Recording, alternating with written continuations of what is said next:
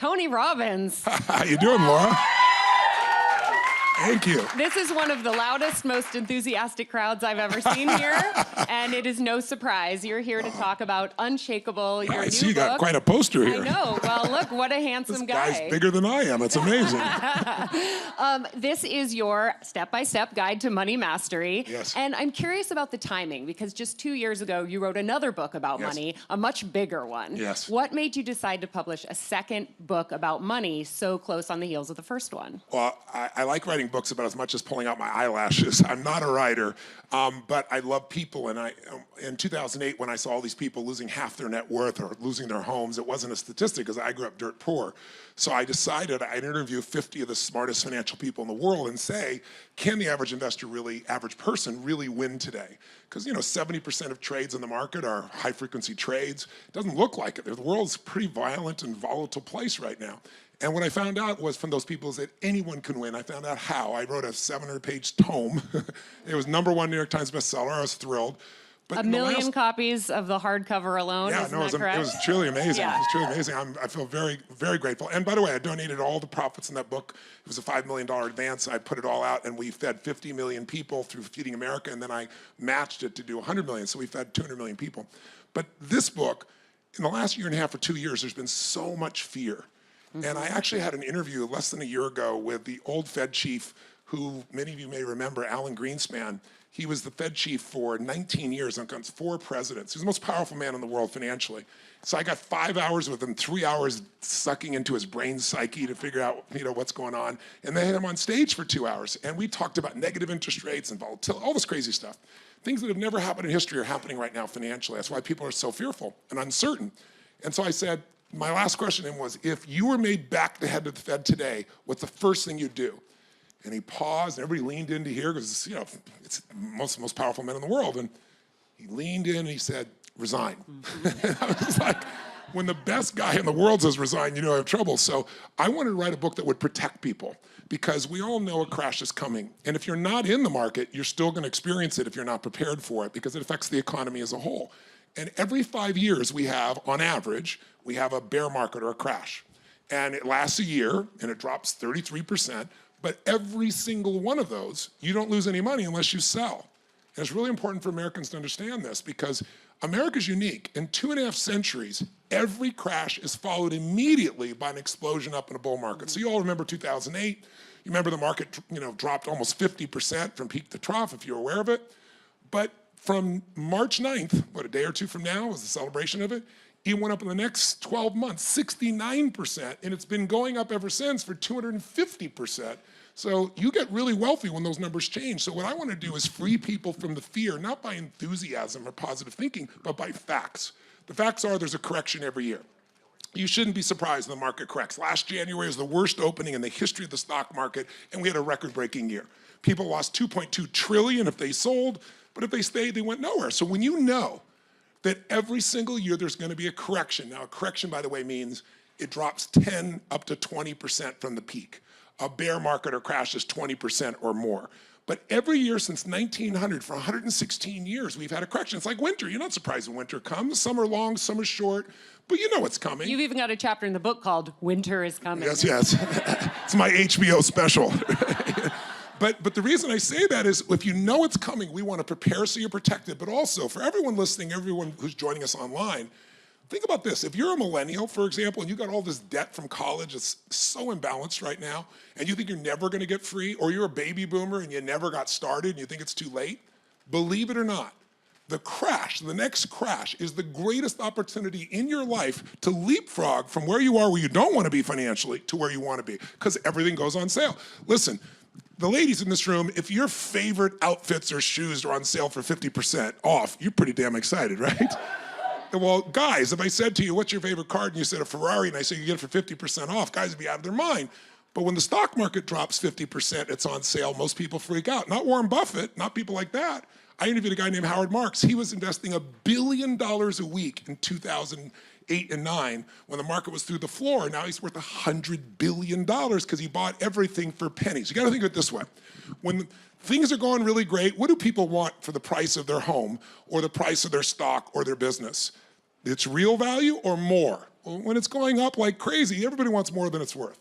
When it starts crashing, what will people take for their car, for their business, for their stocks? What will they take? Anything they can get. And so those opportunities are the greatest ones in your life. And here's what you gotta know. If you're stressed by worrying about the market or the economy, there's a correction every year. You're gonna be stressed forever. If you're 35 and you're gonna live to 85, you got 50 more corrections to go through. And a bear market comes every 5 years, so you're gonna have 10 more bear markets in your life. Time to stop being stressed. Time to become unshakable, which simply means you have a plan. You know what's going on. You're not fearful because you know how this works long term, and you're not going to be taken advantage of. You're going to take advantage of the environment. So one of my questions is about the stock market in general, because this pretty much starts with you got to put your money in the market. But you also refer to the market as the game. And I've noticed there are a lot of financial players who say, you've got to be in the game to win it. And when I hear game, I think of casinos, I think of the lottery, and I say, if I'm going to be smart about my money, I'm not going to play games with it. I'm going to just be safe with it. Can you talk about what it means to discuss the market as a game and how that might be a dangerous concept? Sure. Well, first of all, the reason I called the other book Money Master the Game is that every wealthy person I interviewed called it a game. Every single one. And other people were saying, that's irresponsible, that's horrible to call it a game, this is the dumbest thing, But see, that mindset is what's keeping you from investing in the first place. So you could be in a game, it could be a difficult game. Challenging games are usually the ones that we like the most, but this is a game that can reward your family disproportionately to any other game that's out there. Now, some people play games aggressively, some play things more in a secure way. Your style is more secure. And what I teach in this book is we want to have a style that makes you feel good, because you may make a bunch of money, but you're stressed all the time, it's not worth it. There's a way to make money your slave instead of you being the slave to money. But let me explain. It's not put all your money in the market. It's really two things. It's first, you've got to decide the most important financial decision of your life, and that is to become an owner and not just a consumer. If you have I see a bunch of iPhones recording this right now. Just watch your foot, because there's a glass of water there. Thank you for catching that. If you're I'm an active human, so you can move around with me. But if you've got an iPhone and you don't own Apple, or better yet, you don't own the index of the S&P 500, the best 500 companies, you're making a giant mistake, because you'll never earn your way to financial fortune. Even people that make just loads of money, the actors, the actresses, the athletes, where are they 10 and 15 years later? I mean, 50 Cent made $100 million on vitamin water. He got a tip, and he got like a $200 or $300 million net worth, and he's bankrupt. He bought Mike Tyson's house, 25,000 square feet, and Mike Tyson made $500 million and went bankrupt. Right now, I don't know if you saw Johnny Depp, I don't know if it's gonna happen or not, but the papers are saying he may go bankrupt. He made $750 million as a movie star, but he spent $30,000 a month on wine. He must be feeling good. And secondly, he took Hunter Thompson, the reporter, he burned his body and paid $3 million to blow his ashes into the sky in a cannon. So no matter how much money you make, you can screw it up, right? But if you will just decide there's a percentage of my income that no matter what, I'm gonna have it automated. I'm not gonna see it, it's gonna go straight to an investment account. And I don't know if it's 10 or 15 or 20, those numbers sound gigantic to most people. Even if you start with 5 and build, that income does not go to anybody else, and then you put that into compounding. So listen to this. There's a young man, true story, Theodore Johnson, 1950s, worked for UPS, never made more than $14,000 in annual income in his entire life, retired with $70 million, and he didn't inherit a dime. He gave away $35 million while he's alive. Now, how is that possible? Because of compound interest. When I interview all these investors and say, what's the biggest mistake Americans make? He said, they all said, they don't tap into compound interest. They know intellectually a little bit what it means, but they don't do it. They don't do it consistently. So what do you do? It basically just means that the profits you make could go back into the investment. You keep reinvesting and it keeps growing, but it grows geometrically, right? And so a friend of his came to this man who worked for UPS and said, I'm gonna make you rich. We're gonna put a 20% tax on you. He said, I can't give up 20%. I can't pay my bills if I do that. He said, listen, if the government raised your taxes 20%, and you'd claim, you'd scream, you'd cry, you'd complain, and you'd pay it. And you get adjusted to it. But he said, this is not going to the government. This is going into an account for your future. And that compounding is what made him that much money. In the book, I give you an example of an 18-year-old boy whose father convinces him that he should save $300 a month out of his income, which is not a huge income. It sounds like a lot. But when you automate it, you forget about it. It's perfect. You adjust. Well, he does this from 18 years old to 27 for 8 years. So the total amount of money, $300 a month, about $4,000 a year, that's $28,000 total. He leaves it in the market and never adds a dime to it from 28 years old on. At 65, because the market over those 30 years grew 10%, his money has compounded so much that he has $1.8 million.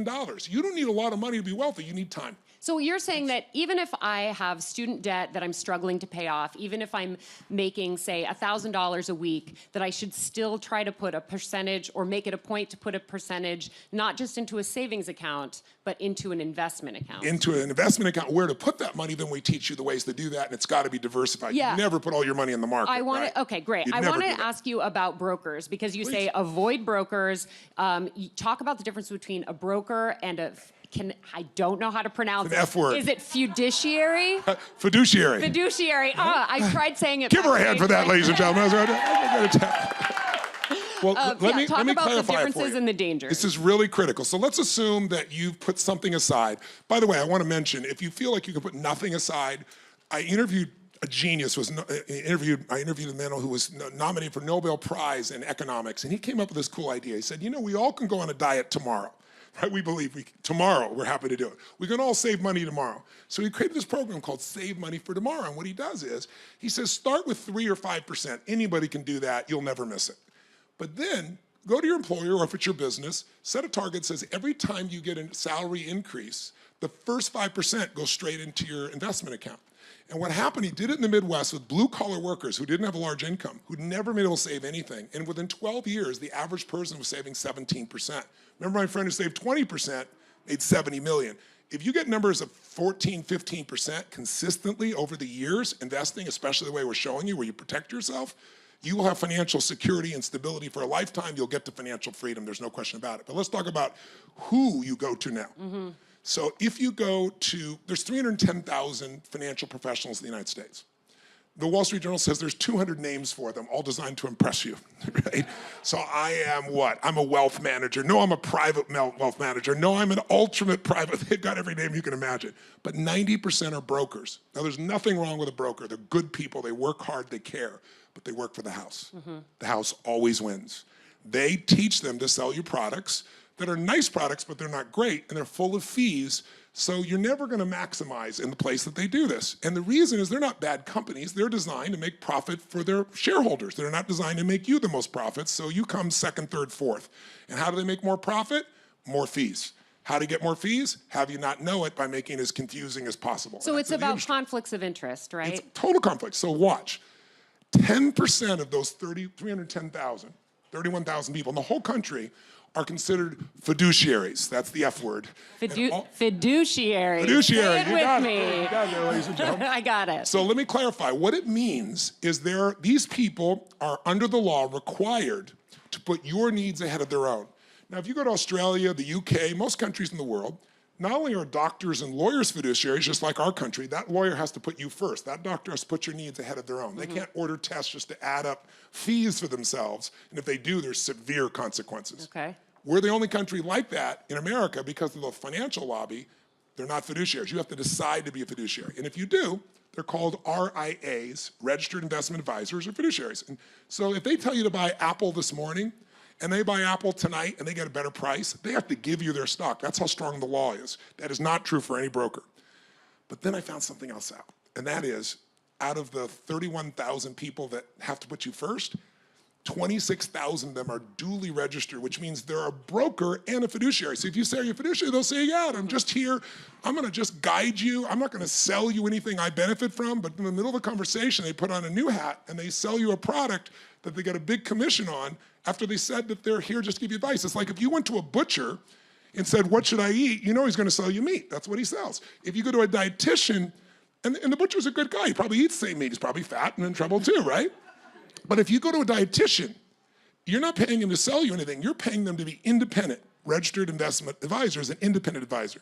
And so what they're gonna do is they're gonna go, wait a second, too much of that meat, you're gonna get cancer. We need some salad, we need some veggies, we need a little fish here. And they're not being incentivized to sell you anything, right? They just get a fee for what they do. That's the person you want. There's only 5,000 in the entire United States out of 310,000, 1.6%. That's why most people get screwed. And here's what you gotta know. You hear numbers like 1%, 2%, 3%, sounds like nothing. But compounding. You got it. So watch this. I read it. I learned something. Most of you, how many of you have a 401k in this room? I'm curious. Most of you. So a 401k is where most people put their money. It's a great idea. But where do you put your money in that 401k? You're given choices. They're mutual funds, actively managed mutual funds. The average mutual fund, first of all, they get on that platform by paying to get on. It's called pay to play. It's the way they used to do the radio business, and they made it illegal. So you're not getting the best. You're getting whoever paid them at the 401k place the most. And then they get all that money back out of you by having 17 hidden fees. So you think you might be paying 1% and you're paying 3.12. So you go, okay, Tony, what's the difference between 1 and 3?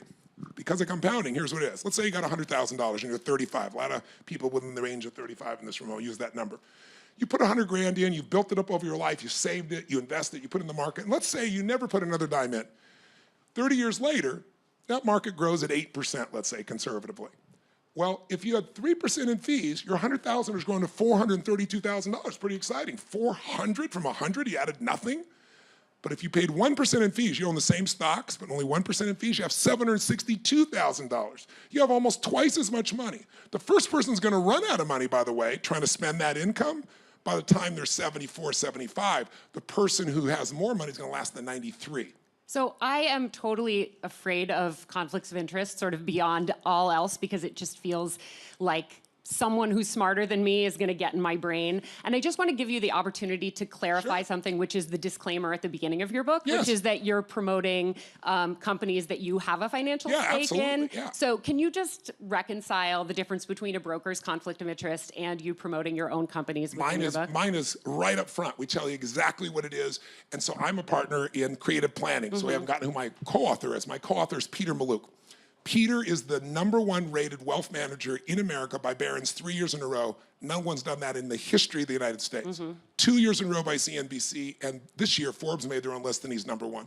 So I'm on his board, I'm a partner, I'm in the business. But when you come decide, let's say you want to figure out how you're going to build a plan, you can go to getasecondopinion.com, and if you do business with us, I'll benefit. But you can submit to them and say, here's what I'm doing. They'll evaluate it, they'll put a plan together, or if you're doing nothing, they'll put a plan together for you. And if you want to become a client, it's 1% or less. And we have a clear piece, and that's all you pay. There's no commissions, there's no product that we own that we sell. All of it is clear and transparent. So it's the transparency that keeps the conflict of interest from being a problem. You have no idea when you're paying 3% and you're being cheated out of 2/3 of your income. Every 1% you overpay above 1% for your investments, because the fees compound, will cost you 10 years of income. So if you're paying 3% instead of 1, you gave up 20 years of retirement income, and you could have owned the same product, the same stocks, the same bonds for less than 1%. I really, really appreciate you clarifying that. Of course, I do it in every interview. We just hadn't gotten to Peter or talked about it yet. Yeah, of course. I want to ask you about a different kind of investment, Sure. And that's specifically investing in art. Right. I think you do a lot of work in investment, a lot of work in philanthropy. And I think of investing, say, in a Broadway show, which is my personal passion, is Broadway. Please don't do that. Well, here's the thing. That's like saying I want to invest in a movie. That's the wrong place to start. Here's how you go from a billionaire to a millionaire. You invest in movies and Broadway shows. How do I budget to sort of invest in a philanthropic way? Like if there's an artist that I believe in, who I want to support financially, do I budget it as if it's philanthropy and cross my fingers that it will turn into an investment? No. All of my philanthropy is my philanthropy. I don't try to convince myself that while I'm doing philanthropy, I'm making good investment. It's the wrong way to evaluate things, because you'll find yourself being emotionally connected to an investment, and this can't be an emotional game. This has got to be a game where you have clear rules. This is how I do it. I don't risk anything. I take the money I've earned by being disciplined, and now I can give it away and do the things I want to do. So I feed, to give you an idea, 250,000 people a day I provide fresh water to in India, because kids are killed every day, they die every day of waterborne disease, the easiest thing to solve. So my goal is to 1 million. I'm gonna get to 1 million kids.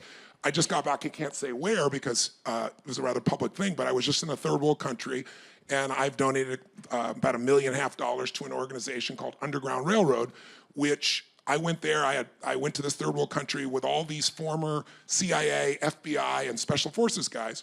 And what they do is we have more slavery today than any time in human history because the population's so big and we're just not managing it well. So we freed 36 children Girls 9 years old to 13, chained to a bed having sex with people, freed them all, and caught 13 of the biggest perpetrators in that country and ended their careers and put them in jail. So I can do those things, and those are things that match my values, what I'm about, what I'm committed to. The internet is worthless if you can't read and write, if you're illiterate. 1 out of 7 humans are illiterate in this world. 250 million children are illiterate, and there's no way with our demographics we'll have enough teachers to make that happen. So I donated $1 million. Elon Musk donated, I think, $4 million. Together we created with a group of other people a $15 million prize. And we have all these teams competing with iPads that we're giving these children in Africa, and with no teacher, in 18 months, they teach themselves to read, write, and do arithmetic. They win the 15 million, but the code is open source, so that we're gonna distribute it to the whole world. All of these things I do because I've become successful as a businessman and as an investor. I don't try to do those as part of my investing because it's just not the right way to do it. If I'm lucky enough to find something that I believe in, I wanna invest in, and it also does great social good, I love that. But I don't try to always do that because there aren't that many opportunities. Very often things that are social good aren't run well as a business, but I still want to support it. So let me do that as philanthropy. Let me do that as a donation. Let me not try to make money off of it. Does that make sense? It does. I still want there to be a way for me to give money to the art that I love. You can invest in art you love, but I would suggest you first get your financial house in order where you're going to be financially set. So if that money just goes away, then I can... in the hole, have it given to somebody else. If you get on an airline, what's the first thing they tell you? If there's a problem, the mask will drop down, and the first thing you got to do is put it on your child, right?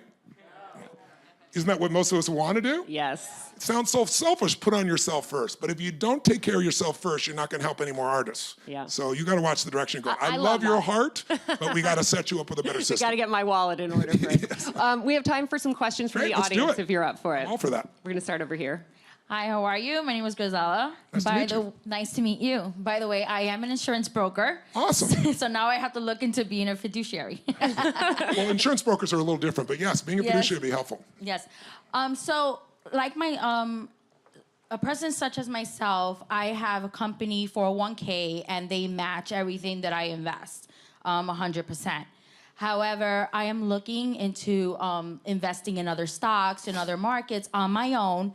However, I do not have that knowledge. So what would be your advice of how I can gain knowledge of how to invest? Because it would be like investing 101 for me. I understand. I wrote this book so someone who's advanced could do it or somebody just beginning the journey. And I wrote Money Master the Game the same way. It's just a bigger book. Yes. But what I would do is you got to educate yourself. If you go to Unshakeable.com, I have a free set of podcasts there also. So you could go even deeper. You can listen while you're driving your car. You can use what I call net time, no extra time to support what you're learning. But you just need to educate yourself. And I'm telling you, I interviewed the best on the world. And if you look at the back of the book, people that have never endorsed a financial book can do it. But pick those books up, read those, you'll know what to do. And then get yourself a plan and start to implement. I mean, it really, truly is that simple. And if you're delaying, like some of you might say, yeah, but Tony, the market's really frothy right now. I hear we keep breaking records. On average, we break a record once a month. Now, sometimes it goes 7 days in a row, but that's the average. And here's the other thing. There was great research done by JP Morgan, and they found something interesting. If you're trying to time the market, forget it. Warren Buffett told me, he said, the only reason you have these forecasters, market forecasters on CNBC is to make fortune tellers look good, because nobody does it successfully. But what he also taught me was, if you're gonna be successful, you gotta understand that if you're out of the market, that's the most dangerous thing you could be, even if you have a small amount of money. I said, how could that be? Because if you miss the 10 best trading days of the last 20 years, instead of having an 8.2% return, which means you double your money every 9 years, which is what most people did if they're in the index, the S&P 500, I'm talking in shorthand. But if you just miss the 10 top trading days in 20 years, your return's 4.5% cut in half. If you miss the top 20 days, you make 2%, you might as well have a bond. If you miss the top 30 days, because you think you're trying to time the market, you think it's not a good time, then you lose money. The same exact market. So you gotta be in the market. You say, but what if I get in tomorrow and then it crashes? Great. JP Morgan did a study on that also, so did Charles Schwab, independently. Guess what they found out? They took one group and said, this person's gonna get in on the best day. It's Miss Genius. Somehow the market crashed, she got on the worst day and it went straight up. So she's gonna do well. Second person, they got on the worst day, Mr. Idiot. The day the market hit its peak, they got in, the next day it crashed. Third person is called dollar cost averaging. They invest the same amount every month, no matter what the prices are, and that averages it out. And the fourth person says, I'm staying out of this thing. It's too scary. I'm going to be in cash. And then they look at where are they 20 years later? Well, you know who's worse off. The cash person has no money, right? Who's best off? The person with the best timing. But here's what's amazing. The person who got in on the worst day, if they stayed in the market and they're there for 20 years, they only have $14,000 less after 20 years than the person on the best day. So the most dangerous thing to do is not to be an owner, to not be in the market. If you stay in the market and you don't sell, the market takes nothing from you. And if you look at history, in American history, 2.5 centuries, it could change, but for 2.5 centuries, through World War I, World War II, recessions, depressions, overseas challenges, Brexit, we've all been able to continue to grow. You don't want to bet against the United States, you want to be in it. We didn't even get a chance to talk about the psychology and the neurology that goes into investing, but which is really my favorite part of this book, so I highly encourage everybody to get it just for that part alone. But this seems related because one of the things that you discuss is the dopamine rush you get by checking your stocks every day. It's the worst thing you can do. Well, that's exactly right. And it seemed related to what you were just saying in terms of you talk about putting money in once a month and then seeing where you are in 20 years. And you quote an expert in the book who says, only look once a year max. Yeah, the ideal really is that. But if you only have to rebalance, and we explain what that means, how to do it, so that you stay on the ideal path once a year. So if the market crashed, you might reevaluate, but literally once a year for the most part is where that is. If you look at it every day, it's like looking at grass waiting for it to grow. It goes up, it goes down, it goes around. You know, most living things cycle up and down and around, right? If you see a straight line in nature, that wasn't nature. A human did that. We wind up a little down, but the overall growth is up. That's the market. And if ever it starts coming down, you go, oh my God, it's going down. It's going to go down at least once a year, and it's going to drop at least 14%, and it's going to last at least 2 months, so you shouldn't be surprised. It's winter, and you go, you know what? Instead of freezing to death or being afraid, I'm going to ski, snowboard, be with my friends and family. If you don't react and you stay in the game, you're going to win. Jack Bogle, who I interviewed, who's created Vanguard. Most of you may have heard of Vanguard. It's a $3 trillion company. He's been in the stock market business for 65 years. He's in his 80s. He's one of the most respected men in the business. He said the secret to wealth is get in the market and stay there and do nothing. And he's absolutely right. He's absolutely right, because it's a long-term thing. If you're trading in and out, you're going to, first of all, have lots of commissions to pay. You're going to have costs going up and down. And I'll tell you something else. Ladies in this room, you're all better investors than men on average. Most men are overconfident. It's one of the psychological things. And so they overtrade. They think, I can do better. I can beat the market. So the average man earns 2.5% less than the average woman because she just goes in and goes, I'm going to leave it there. I'm not going to mess with this stuff. I don't think I'm smarter than the market. And so women actually do better as investors overall than men do in the general population. You have a great quote that says, acknowledging that you have no special advantage is the biggest advantage you can have as an investor. And I'm definitely taking that away with me. And Warren Buffett also said, he told me, he said, Tony, he said, listen to me. He said, the stock market is a game of transferring money from the impatient people to the patient people that just stay there. I love that. And I thought, coming from Warren Buffett, that's pretty good. I want to make sure we get to at least one more question. Yes, please. Hi, Tony. You always say that the secret to living is giving, and there's this very famous story you have of having no money at all and giving away your last dollar to someone in need. Yes. So I was just wondering how you balance giving with self-care, especially as it relates to finances. Ladies tend to take care of, and it's a gross generalization, but I think it's true because of the biochemistry of raising a child. Ladies tend to nurture everybody else more than themselves first. Men, very often, they're not just selfish jerks. Sometimes they are. They can be. But they're raised to be more competitive. They're not, they're not in that same mode, and so they don't do as well. But I think, really and truly, the balance to me is you need clear goals, because you see the same thing that's happening here. Two women, and she's like, I want to give it all away to those people. And I used to do the same thing, but then I had nothing left over because the things I invested in I was so emotionally connected to that I stayed with them even in their bad investments because I like the people. And that's not how you invest. You invest, make your money, and then give it away.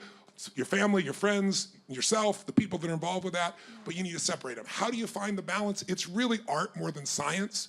But for me, the way I did it is, you alluded to the fact that I had a stage in my life where I was just so frustrated. I was down the last $19 I had.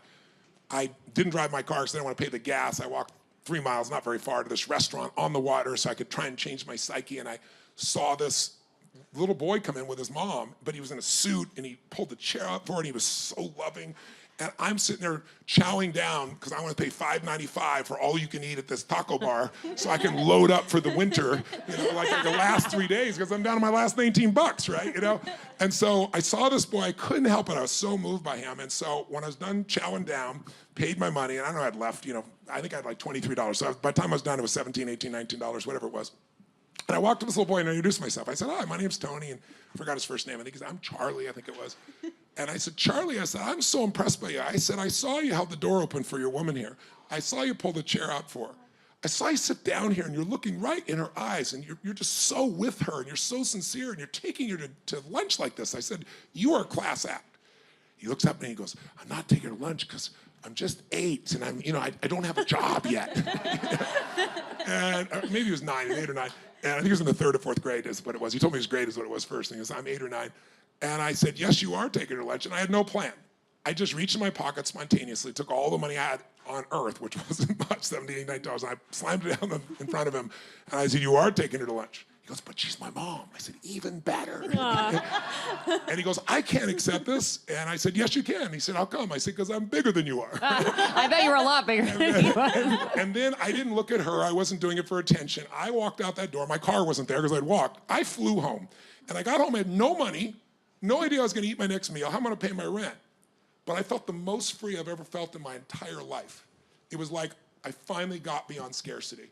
And I woke up the next morning, still no plan, but like lifted, like my spirit lifted, just feeling so, because I did what was right. I didn't plan, I just did it spontaneously. And the next day, there was a guy I'd been chasing for 3 months. I was so out of money. I loaned him $1,000 like a year before. He kept avoiding my calls. And I get a snail mail, I'm that old. I got an old snail mail came in the next day and I opened this thing up and it's a check for 1,000 plus interest, almost $1,200. So then that would have lasted me a month. And the most powerful thing was what came out of it for me is I thought, why did this happen? And then I just started to cry and cry. And I realized in that moment, this happened because I did what was right. I didn't do things for brownie points. I didn't do it for positioning. My heart knew was right and I did it. And I was rewarded. It's like the money showed up. But how is that different from me wanting to give my last paycheck to the Broadway show I want to invest in? It's not different than that. If you did that once, it would be good. If you do it regularly, you're in trouble. Okay, fair enough. And I also know more than now. So I'm able to help so many more people because I've become prosperous. Right? Think of all the human beings. This last year, I provided 100 medical scholarships for people. I gave you a list of all the things I do. I'm not doing it to impress you. I'm telling you because it impresses me that my life has changed that much, but because I developed these disciplines, I can do all that. So I'm not telling you to wait. You can still go give something. I think you should. If you won't give a dime out of $1, you're not going to give 10 million out of 100 million ever. It starts with where you are. And a lot of people say, well, he's rich or you're rich. You go do that. When I'm rich, I'll do it. You won't if you don't do it today. But you don't want to disproportionately do it to where it hurts you and you don't move forward. So I love your heart. I share your heart, yours as well.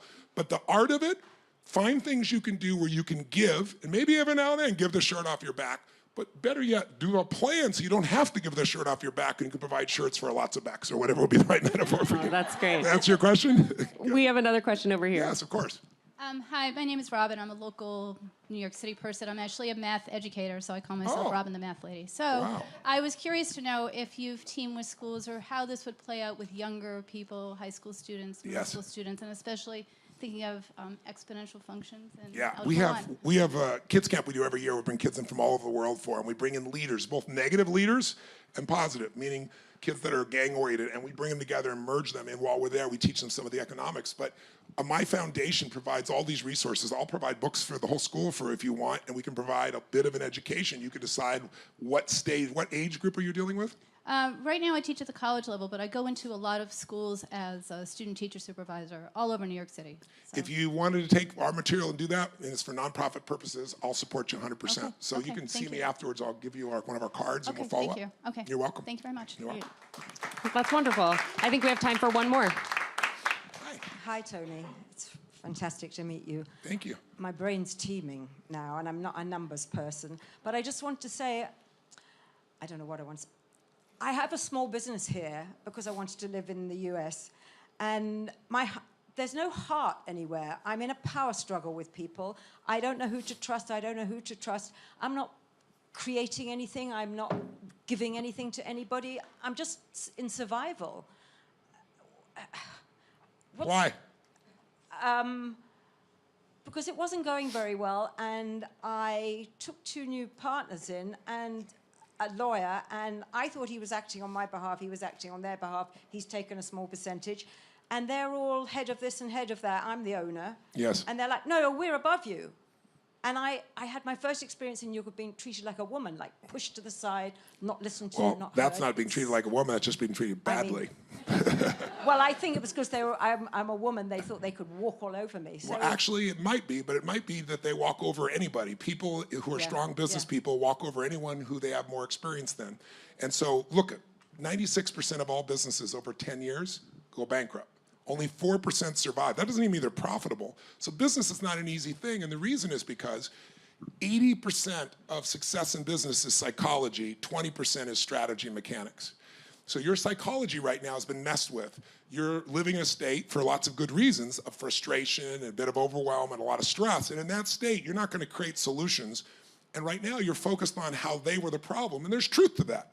But the real problem is you. The real problem was you weren't educated before you began, which is how most people start a business. And so, you know, the old phrase they say, when a person with experience meets people with money, they end up with your money and you end up with experience, right? And that's kind of what's happened to you. Yeah. So here's what you need to do. I don't know what this business, you either turn this one around or you need to get away and start something fresh, but you need to educate yourself. I will do you a very big favor if you're interested. I do a boot camp for business people that lasts 5 days and nights. I do it twice a year in the United States. It's $10,000 to go. It's all business owners. Some have just started. Some are billion-dollar companies. Some are, you know, doing less than $1 million. And if you go and put through that experience, I'll give it to you as a gift if you promise me that what you will do is then go out and teach 3 people what I teach you. If you're up for that, I'll do it. wow. You up for it? Shake this hand. And you see my assistant over here, Sarah, not this Sarah, but my Sarah, in the back there, and she'll arrange it for you, all right? And my only request is I want to see the impact, all right? Absolutely. You're welcome. Thank you so What much. a generous gesture. Unfortunately, we're out of time. As I predicted backstage, we could have had this conversation for another 8 hours. I know you have the energy to do it. And I just want to thank you so much for being here and for sharing all of the fruits of your life's work with us. Well, thank you. You did a beautiful job jamming it all in. Thank you so much. I really appreciate it. Thank you, guys.